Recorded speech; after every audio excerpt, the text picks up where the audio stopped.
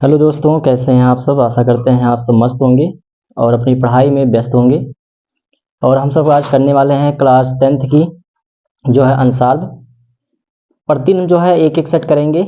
आज हमारा पहला सेट रहेगा।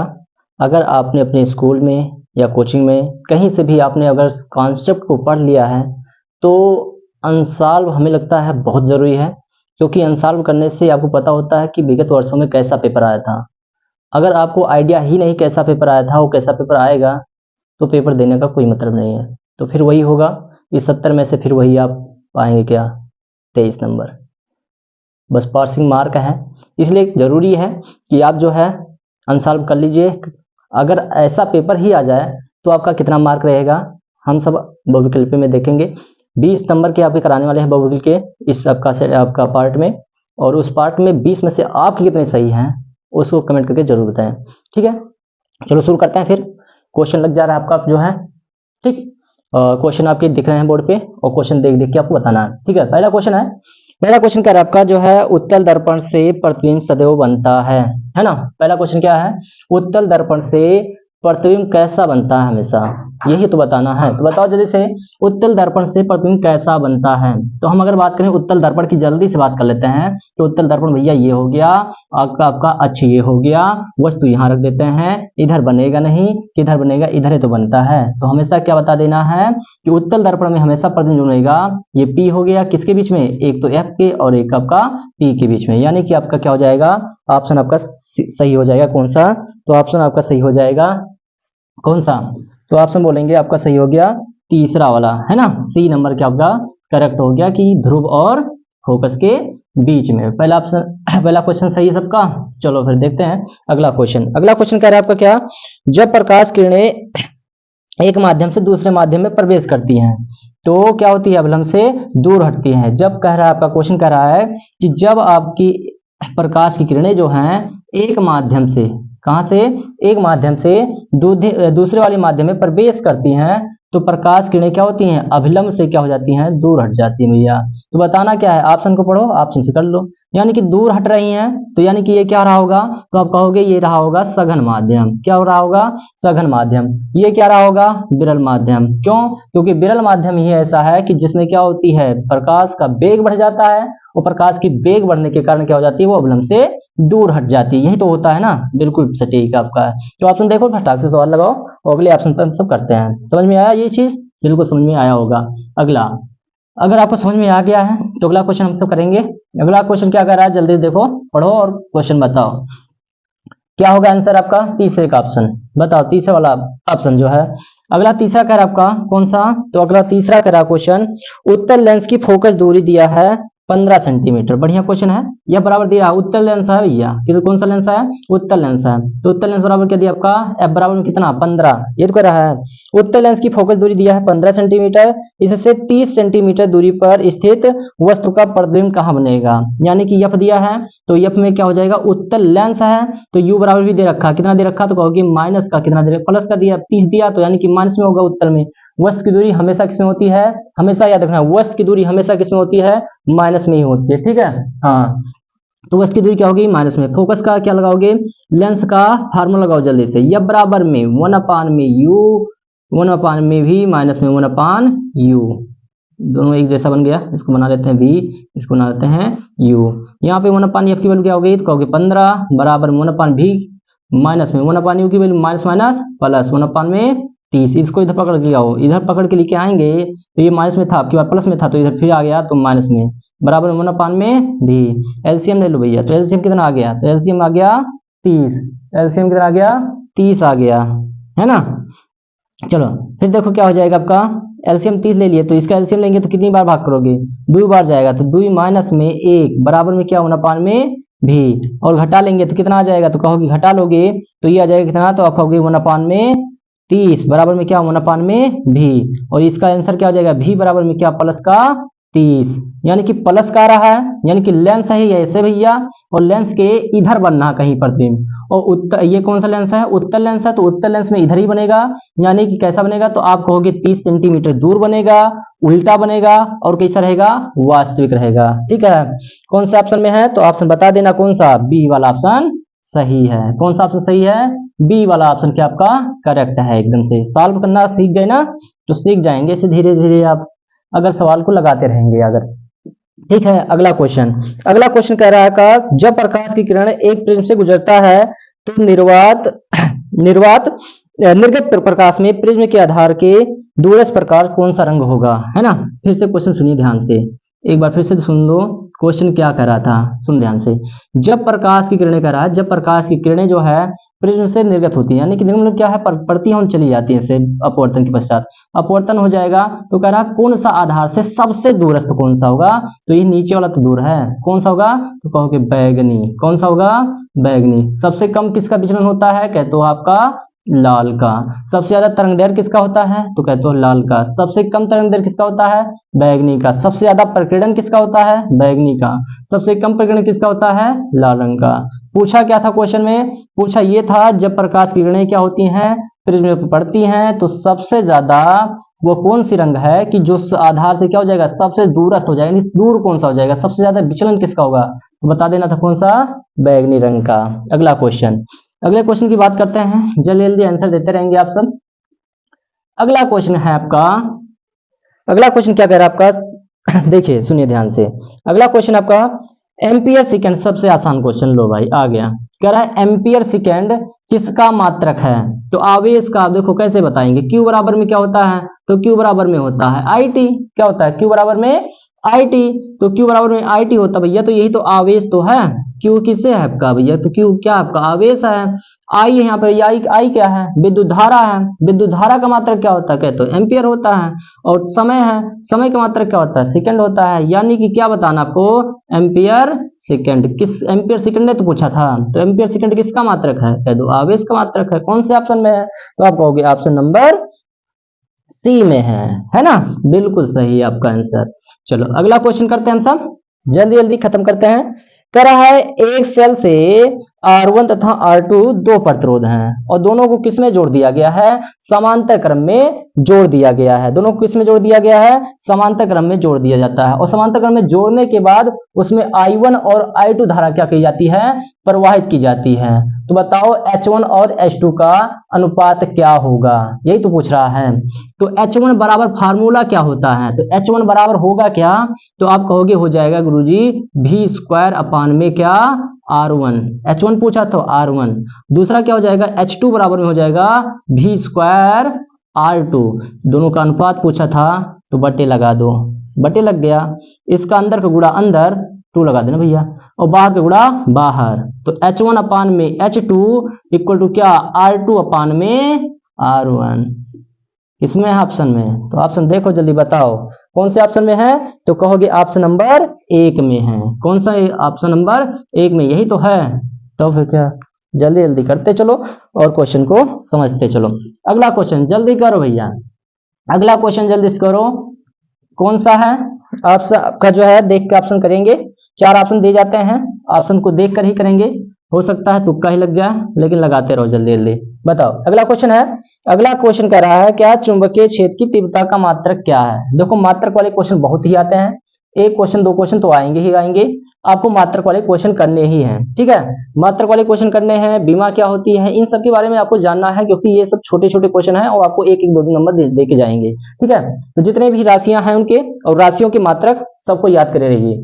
देखिए अगला क्वेश्चन और फार्मूले के साथ भी। ठीक, अगला कह रहा क्या चुंबकीय क्षेत्र का मात्रक बताओ, तो बताओ भैया क्या होता है, क्या तो यह बराबर I B L sine theta, यही तो होता है, हाँ यही होता है I B L sine theta. Theta काम नहीं है, इसको हटाओ, साइन थीटा हट गया।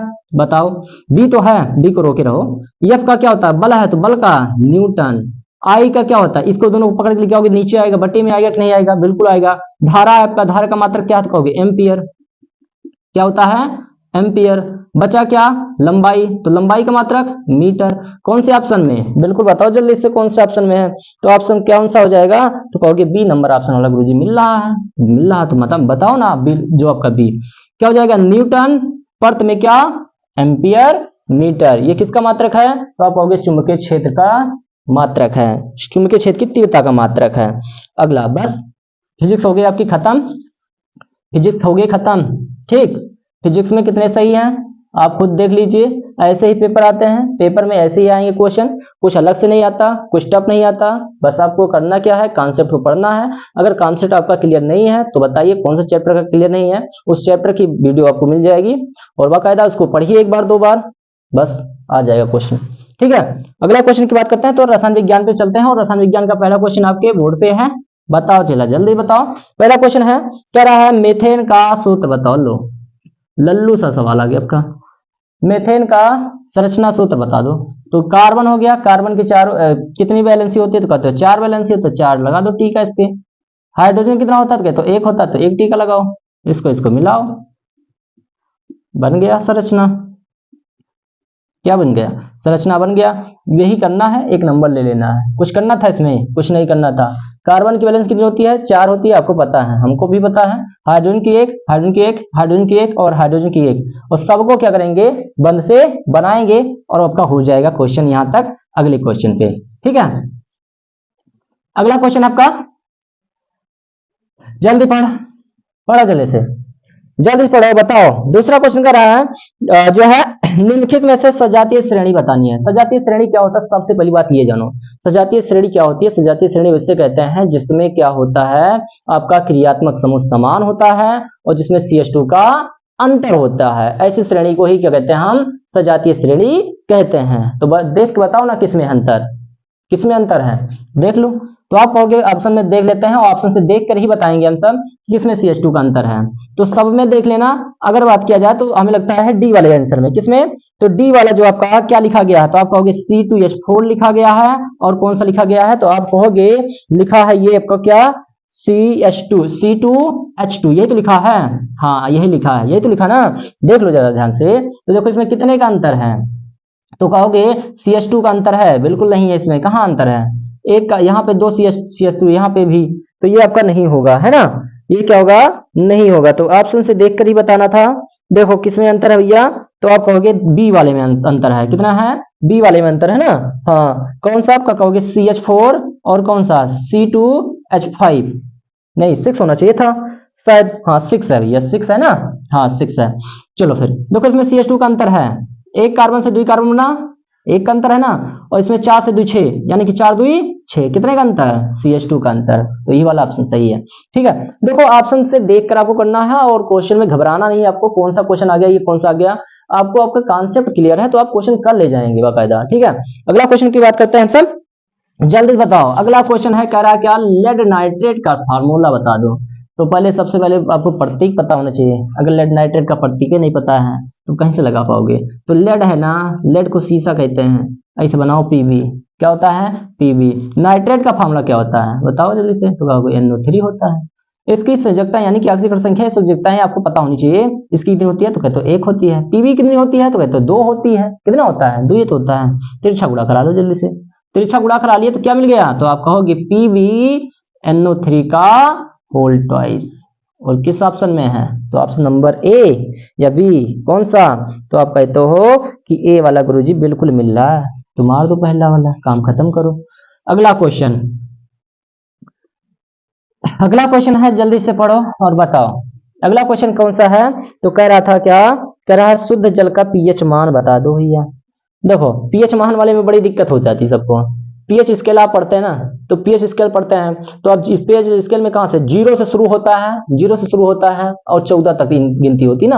अब लोग सोचते हैं क्या कि जो उदासीन वाला होता है उसका 0 होता है, ऐसा कुछ नहीं भाई साहब।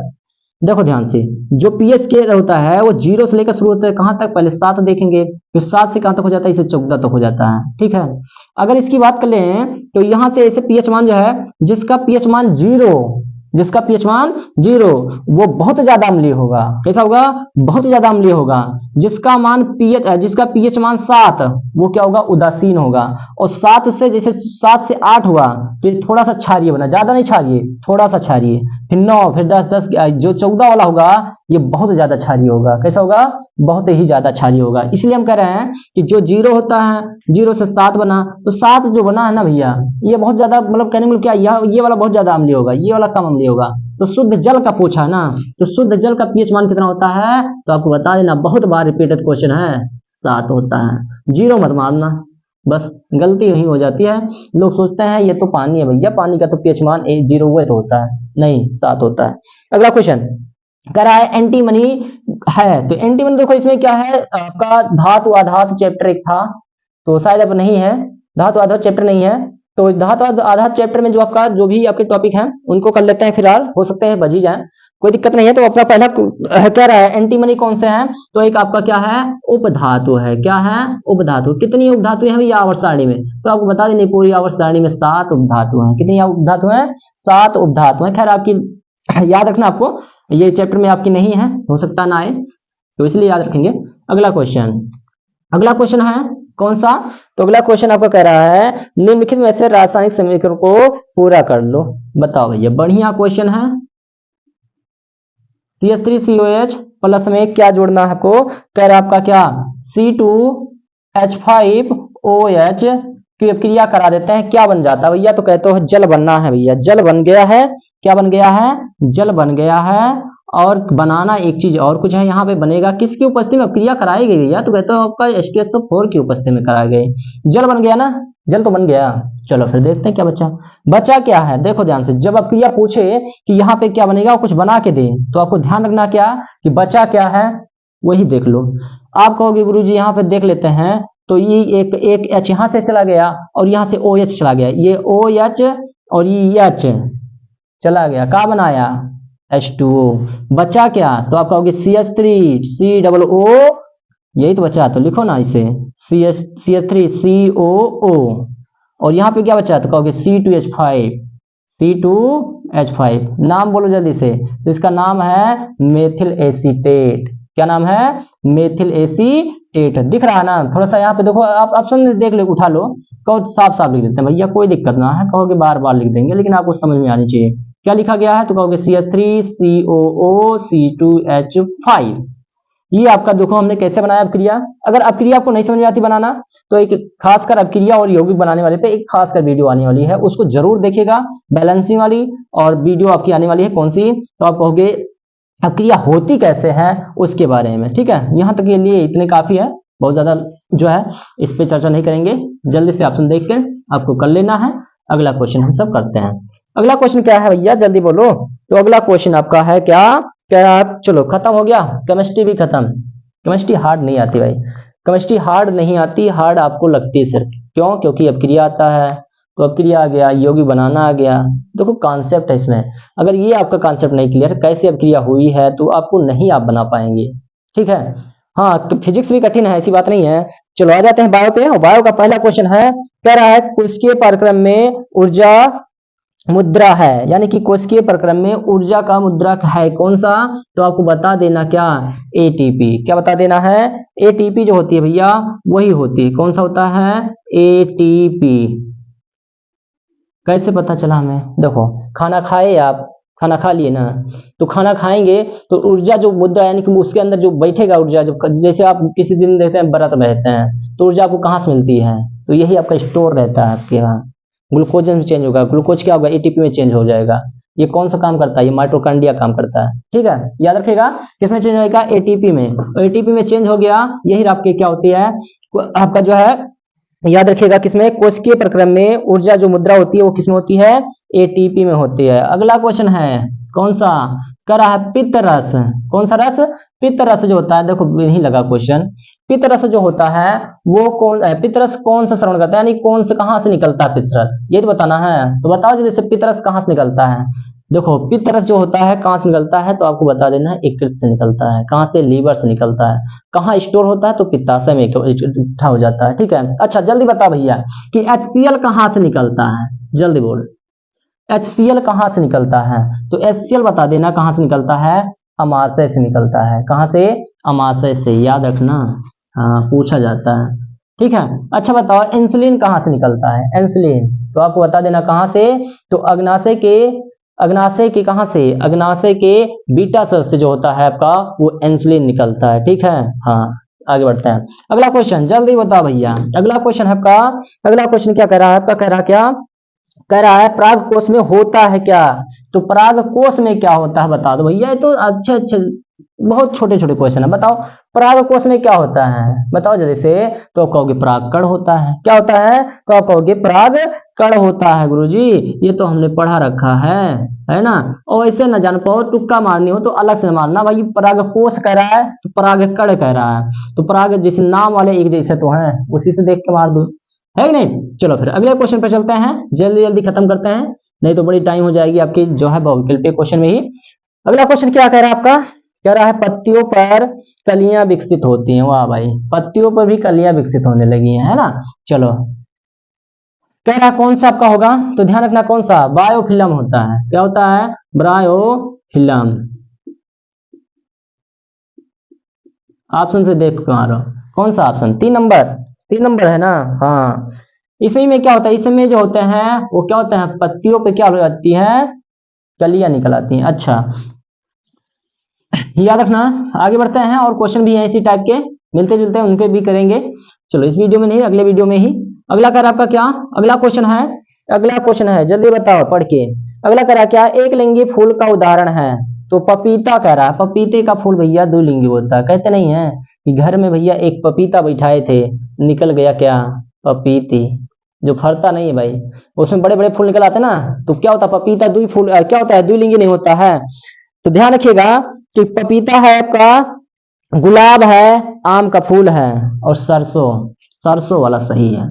सरसों क्या आपका, सरसों का जो फूल होता है वो क्या होता भैया, तो सरसों का फूल वाला बिल्कुल सही है। क्या होता आपका, तो आपको बता देना क्या, एक लिंगी पौधा होता है। क्या होता है, एक लिंगी पौधा होता है। कौन सा, तो सरसों का पौधा जो होता है वो क्या होता है, एक लिंगी पौधा होता है।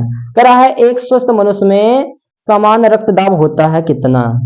देखो जो रक्तदाब होता है ना, वो किस पर निर्भर करता है, हार्ट का काम ही है क्या, किस परिसर यानी कि आपके रक्त को जो है पूरे शरीर में दौड़ाना, और वही निर्भर करता है किस पे, आपके जो है रक्तदाब पे। तो कितना होता है, एक समान व्यक्ति का होना चाहिए कितना, 120 या फिर 80, यानी कि 80 से 120 के बीच में है तो ठीक है, नहीं तो नहीं ठीक है भाई, है ना। ऑप्शन में देख के बता दो भाई कौन सा हो गया, तो आपको बता देना कौन सा ऑप्शन सही है। तो 120 वाला देखो किसमें है, तो 120 वाला दूसरे वाले में है ना शायद, हाँ दूसरे वाले में। चलो फिर अगला है, और 20वां क्वेश्चन है, लास्ट वाला क्वेश्चन है भैया, आपके 20 नंबर हो गए खत्म। अगला 20 वाला क्वेश्चन क्या है, वो कह रहा है निम्नलिखित में से कौन सा आहार श्रृंखला का निर्धारण करता है। कौन सा है भैया, आहार श्रृंखला का निर्धारण करता है। तो आहार श्रृंखला मतलब क्या, किसी कोई चीज है तो वो पादप हो गया, यानी कि निकला, प्रकृति से निकला, उसको कोई खाए, यानी कोई जानवर खाए। जैसे बकरी, घास हो गई, घास को क्या खाया, बकरी, बकरी को कौन खाया, मानव। ये क्या हो गया, घास से बकरी, बकरी से मानव, खा लिया ना, काम खत्म। ये तो हो गया कौन सा, आहार श्रृंखला है। ऑप्शन में ऐसा कुछ क्वेश्चन देखो कौन कौन सा करा, घास गेहूं आम, तो घास को गेहूं खाता है, नहीं ये गलत है। कह रहा है अगला देखो बी वाला देखो क्वेश्चन, घास बकरी और मानव, बिल्कुल सही है। कौन सा, घास हो गया, उसके बाद क्या हो गई, बकरी आई, यानी कि ये हो गया घास, ऐसे लगे थे, क्या लगे थे, घास लगे थे, और इसमें आ गई कौन सी, बकरी। नहीं बनाएंगे भाई, बनेगा नहीं तो इसलिए नहीं बना रहे हैं, ठीक है। ये घास हो गया था, और घास ने क्या खाया, बकरी खाई, और बकरी ने घास को खा लिया, है ना, कि घास ने बकरी खा लिया, चलो कुछ भी खा लिया, चलो ठीक है। मिलते हैं अगले वीडियो में, पार्ट 1 खत्म हो चुका है और 20 नंबर आपकी खत्म हो गए हैं। और अच्छा लगा हो तो लाइक जरूर करिएगा, और जो है हमारे चैनल को प्रमोट करिए, थोड़ा सा सब्सक्राइब करिए, और लोगों के पास जो क्लास 10th में है, और हाँ अगर आप 12th में हैं और वीडियो हमारी ये देख रहे हैं, तो कमेंट में जरूर बताइएगा कि आप अनसॉल्व करना चाहते हैं, या टॉपिक वाइज पढ़ना चाहते हैं, या फिर कोई डेरिवेशन है उसको करना चाहते हैं, जरूर बताएंगे। और लगातार आपको वीडियो मिलती रहेंगी जब तक आपका एग्जाम नहीं हो जाता है। धन्यवाद।